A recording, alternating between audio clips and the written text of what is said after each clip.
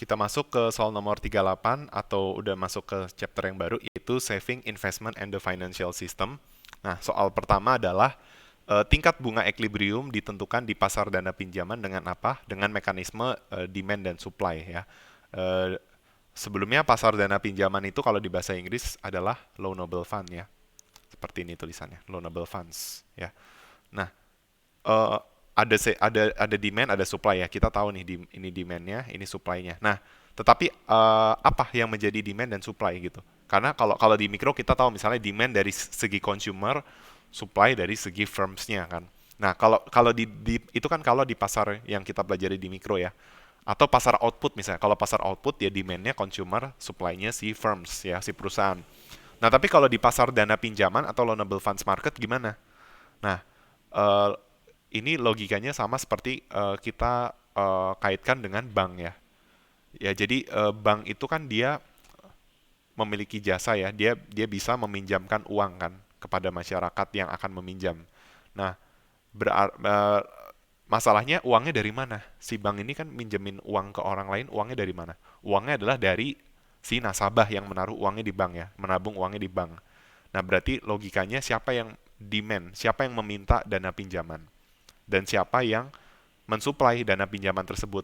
Nah, berarti logikanya tadi ya, ketika kita naruh uang di bank, kita meminjamkan uang ke bank sebenarnya. Ya, untuk nanti bank ini pinjamin uangnya, jadi uangnya supaya produktif itu diatur sama si bank. Nah, berarti logikanya kita sebagai supply-nya, supply dari si loanable funds ini sebenarnya. Maka supply dari loanable funds, pasokan dananya itu berasal dari saving, ya. Ya, jadi ketika kita menabung, kita kita saving itu sebenarnya kita seperti kita memberikan supply untuk loanable funds market, ya. Jadi kita supply dan apa namanya supply slope-nya positif ya, gitu. Dan memang benar kan, ini kan kurvanya nanti seperti ini ya. Kurvanya itu ini interest rate, ini loanable fund nih ya. Sumbu harganya interest rate, sumbu ini loanable fund. Betul kan?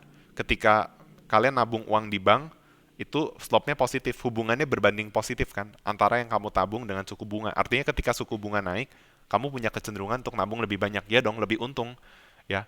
Kalau kamu awalnya naruh uang 100, bunganya 5% jadi 105, maka ketika bunganya 7%, kamu ada kecenderungan untuk naruh uang lebih dari 100 karena kamu tahu keuntungannya jadi lebih gede ketika kamu naruh di bank. Dengan asumsi inflasinya tetap ya. Nah, jadi udah dapet tuh intuisinya. Oh, masuk akal ya, supply-nya positif ya.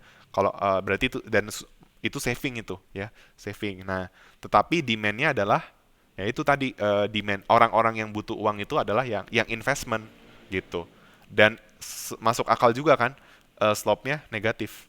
Ya, investment itu berbanding terbalik dengan besarnya investment atau dana yang dipinjam itu pasti berbanding terbalik dengan suku bunganya. Karena suku bunga itu adalah biaya dari investasi, ya.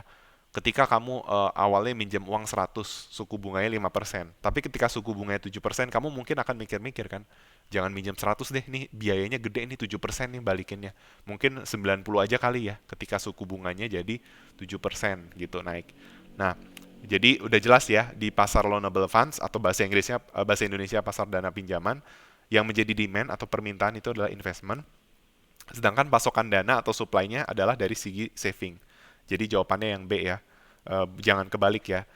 Saving itu supply, sorry ya, saving itu dari sisi supply bukan permintaan, sedangkan investment itu yang ada di sorry, yang saving itu yang menjadi pasokan dana ya, sedangkan investment yang dari segi permintaan ya.